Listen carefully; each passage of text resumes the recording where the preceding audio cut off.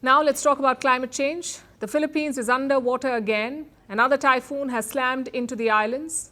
It's called Fung-wong. More than 1 million people have been evacuated and at least 5 people have been confirmed dead. This is the 21st storm to hit the country this year. The 21st this year. Every few weeks, a new storm arrives. It is stronger, wetter and deadlier. Scientists have warned about this for years. A warmer planet means stronger storms. And yet, halfway across the world, leaders are paying lip service to climate change. They've gathered in Brazil for COP30. It's the Global Climate Summit. These leaders are meeting in the Amazon to talk about saving the planet, but the reality is hard to ignore. The biggest polluters are not even at the table. The same pledges are being repeated, the same deadlines are being pushed, and the action the world needs is still missing. Here's a report. The Philippines is underwater again. Typhoon Fung-wong has torn across the islands with winds close to 200 kilometers an hour. It is the 21st storm to hit the country this year.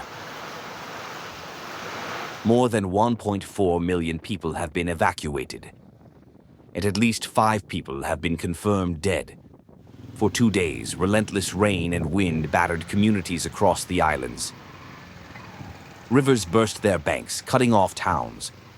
Power lines collapsed, plunging thousands into darkness. Rescue teams used boats to reach families stranded in their homes. It is a scene the country has seen too many times before, and too often this year. Just days earlier, another typhoon tore through the same region. That storm, called Kalmaegi, killed more than 200 people and left thousands in makeshift shelters. Many were still living there when Typhoon Fung-wong arrived. For them, it wasn't a new disaster, just the next one. The ground was still soaked, the rivers were still high, and the damage from one storm simply merged into the next. Each season now feels shorter, each recovery harder. Because in the Philippines, the break between storms has almost disappeared, experts say the pattern is no longer random. Warmer oceans mean stronger typhoons. A hotter atmosphere carries more moisture and more rainfall. For millions in the country, climate change is not a theory. It is the weather outside their door. Yet, while the Philippines counts the cost, another kind of storm is unfolding thousands of kilometers away. In Brazil, world leaders are meeting under the banner of COP30, the annual climate summit. It is being held in Belém, on the edge of the Amazon rainforest.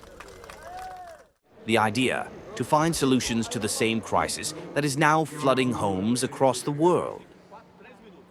But the summit is already showing familiar cracks. The United States has not sent a senior delegation.